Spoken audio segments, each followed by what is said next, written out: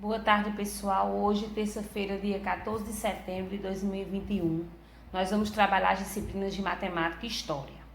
Matemática, nós vamos abrir o livro, página 77, onde nós vamos continuar com o estudo com a geometria que a gente está trabalhando, né, sobre a planificação de superfícies. Na questão 3, 4 e 5, que nós vamos resolver, vocês vão ler atentamente as questões, onde diz que Rubens vai montar 4 modelos de poliedros, utilizando recortes de papelão e fita adesiva.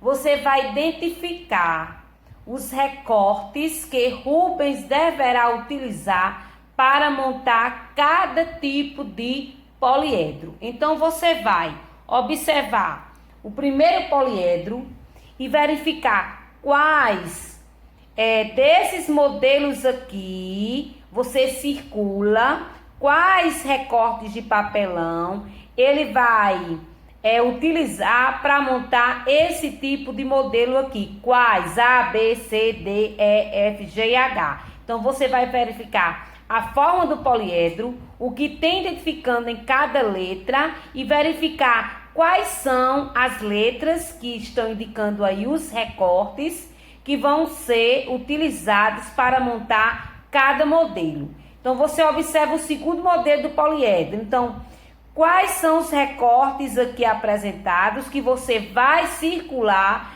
para montar esse tipo de poliedro?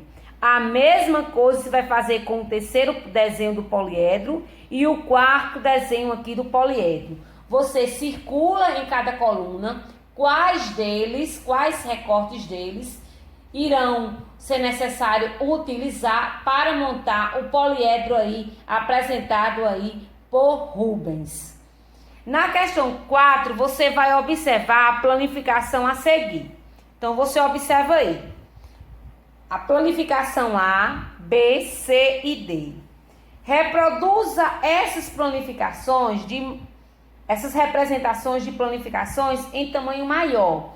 Então, quem puder ter na sua casa aí, quem tiver na sua casa uma cartolina ou uma folha de papel ofício que você possa juntar, você vai representar essas mesmas planificações aí em tamanho maior, recortar e tentar montar modelos de poliedros. Se não conseguir, indique as alterações que devem ser feitas nas representações das planificações, de modo que seja possível montar algum modelo. Então, você vai aumentar o tamanho desses modelos aí, dessas planificações, desenhando numa cartolina ou juntando, como eu disse, folhas de papel ofício, para você desenhar, né, reproduzir essas planificações em tamanhos maiores e em seguida você montar, né, você juntar aí, formar aí quais são essas possíveis representações, modelos que você conseguiu montar. E na questão 5, pede, abaixo foi representado um dado em 3 posições diferentes. Você está vendo aí um dado em 3 posições. Entre as figuras a seguir, você vai dizer qual representa a planificação desse dado. Qual é? É a A, é a B, é a C ou é a D? Só existe uma resposta correta. Então, você vai marcar com o X em qual é a letra que representa a planificação desse dado. Então, nós vamos trabalhar página 77, questões 3, 4 e 5. Na nossa aula de história, nós vamos trabalhar o livro, página 56, onde diz o mundo que queremos. De acordo com a Constituição brasileira, todas as pessoas são iguais, de acordo com a Constituição, e têm os mesmos direitos, onde na prática a gente sabe que isso aí não acontece, não é isso, pessoal? Mas nem sempre foi assim.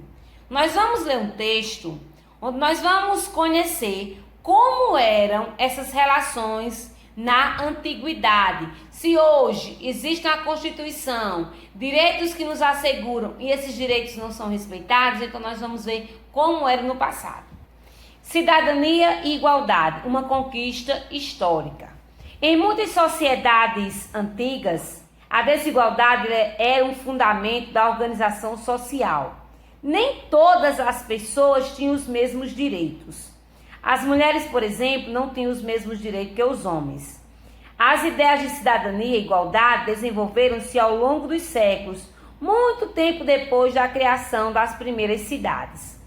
Com o passar da organização em aldeias para os centros urbanos, alguns grupos assumiram o controle das cidades.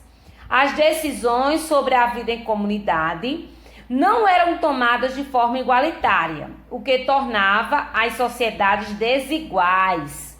O poder e as terras ficaram centralizados nas mãos de pequenos grupos e a maioria da população foi excluída das decisões políticas, que ainda hoje isso ainda continua.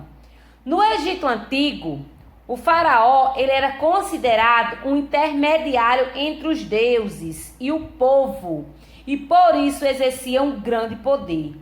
Todas as decisões eram tomadas por ele, cujo poder era hereditário, isto é, era transmitido somente aos membros da mesma família. Os funcionários reais, como sacerdotes, escribas e chefes militares, tinham posições privilegiadas. Já a maioria da população, que eram os artesãos, camponeses e escravizados, que realizavam a maior parte dos trabalhos, era excluída da sociedade, era excluída das decisões, pagava altos impostos e muitas vezes era forçada a trabalhar sem receber pagamento nas construções públicas.